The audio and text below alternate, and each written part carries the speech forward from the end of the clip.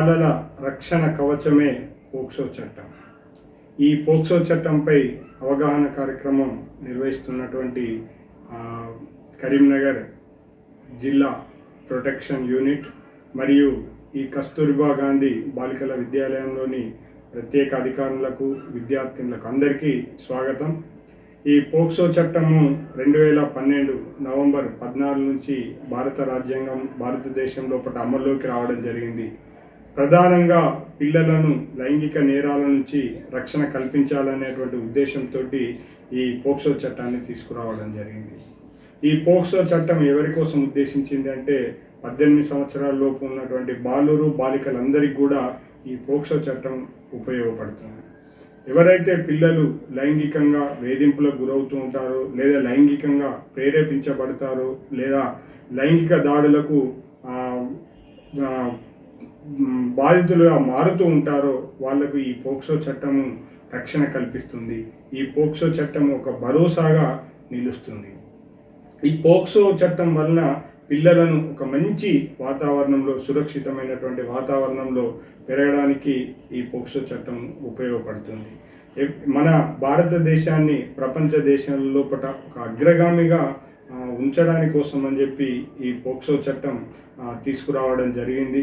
భావి భారత పౌరులు నేటి బాలలే భావి భారత పౌరులు కాబట్టి బాల యొక్క మంచి విలువైనటువంటి ఆ బాల్య దశను ఏదైతే వ్యక్తిత్వం రూపుదిద్దుకుంటుందో 12వ తరగతి వరకు పిల్లల యొక్క వ్యక్తిత్వం రూపుదిద్దుకునేటువంటి దశ కాబట్టి ఆ దశలో ఒక మంచి వ్యక్తిత్వం రూపుదిద్దడానికి వీలుగా ఈ పోక్సో చట్టాన్ని తీసుకురావడం జరిగింది. ఈ పోక్సో చట్టములో అంటే పాల్పడేటువంటి వాళ్ళు, అంటే లైంగిక నేరాలకు పాల్పడేటువంటి పిల్లలు కావచ్చు, లేదా లైంగిక నేరాలకు కారకాలుగా నిలిచేటువంటి వాళ్ళు కావచ్చు, కొంచెం జాగ్రత్తలు వహించాల్సినటువంటి సందర్భం ఉంది. ఎందుకు అనంటే పిల్లలకు ఒక 3 దశల లోపల వాళ్ళు ఈ జాగ్రత్తలు తీసుకోవాలి. మన చట్టం ఉంది. చట్టం ఎప్పుడు ఉపయోగపడుతుంది అంటే మనం ఎప్పుడైతే బాధితులుగా మారుతామో అప్పుడు ఈ చట్టం ఉపయోగపడుతుంది. అదే బాధితుల కంటే ముందుగా కొన్ని జాగ్రత్తలు తీసుకుంటే కనుక మనం ఆ పోక్సో చట్టం దాకా వెళ్ళాల్సినటువంటి అవసరం లేదు. ఒకటి మనం గుర్తుంచుకోవాల్సినటువంటి అంశం ఏంటి అంటే గుడ్ టచ్, బ్యాడ్ టచ్, తర్వాత good seeing, bad seeing, good talk, bad talk. ఈ 3 అంశాలను మనం దృష్టిలో ఉంచుకున్నట్టయితే పిల్లలందరూ కూడా సేఫ్ జోన్లో ఉంటారు. ఒక సురక్షితమైనటువంటి వాతావరణంలో పెరగడానికి అవకాశం ఉంటుంది.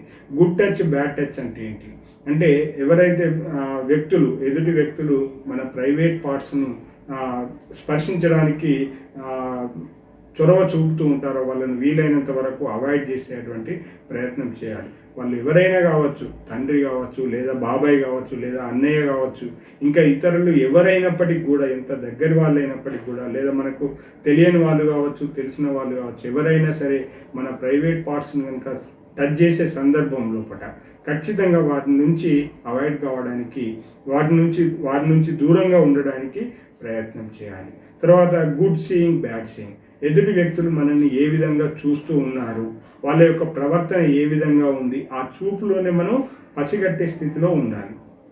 కాబట్టి వాళ్ళ చూపులో కనుక ఒక వ్యతిరేక భావం మనకు అనిపిస్తే కనుక వాళ్ళని మనం పూర్తిగా పక్కన పెట్టాలి.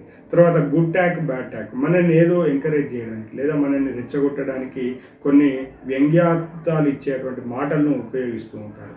కాబట్టి అటువంటి సందర్భంలో వాళ్ళు మాట్లాడేటువంటి మాటలు అవి మనకు మంచిని కలిగిస్తున్నాయా లేదా చెడును కలిగిస్తున్నాయా అనేటువంటి ఆలోచన మనం ఏర్పరచుకోవాలి.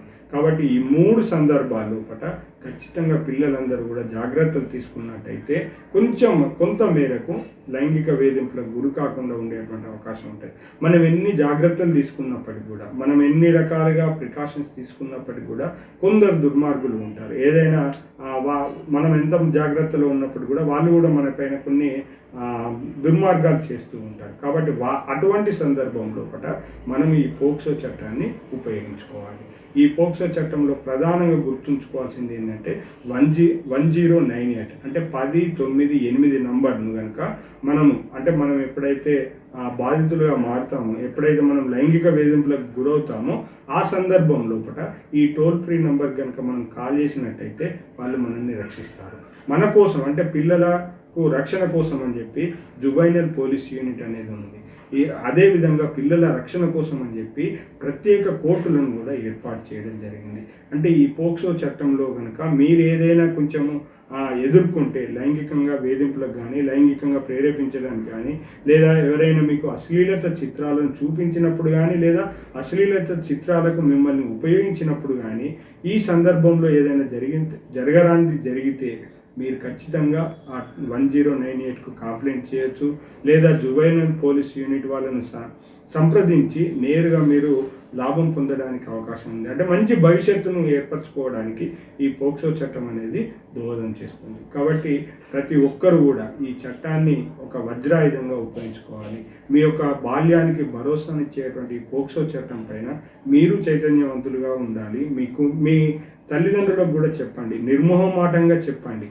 ఎవరైనా మిమ్మల్ని ప్రైవేట్ పార్ట్స్లో కనుక ఎవరైనా టచ్ చేస్తే కనుక మీ మమ్మీకి, మీ దగ్గర ఉన్నటువంటి వ్యక్తులకు చెప్పండి, ఇట్లా నన్ను చేస్తూ ఉన్నాడు, నన్ను ఆ అశ్లీలత చిత్రాలు చూపిస్తే కూడా మీరు చెప్పండి. మీరు ఒక మెంటార్ని స్వీకరించుకోండి. అంటే మంచి అనే వాళ్ళకు, అంటే నీకు క్లోజ్గా ఉండే వాళ్ళకు చెప్పినప్పుడు నువ్వు వాటి నుంచి బయటకు రావడానికి అవకాశం ఉంటుంది.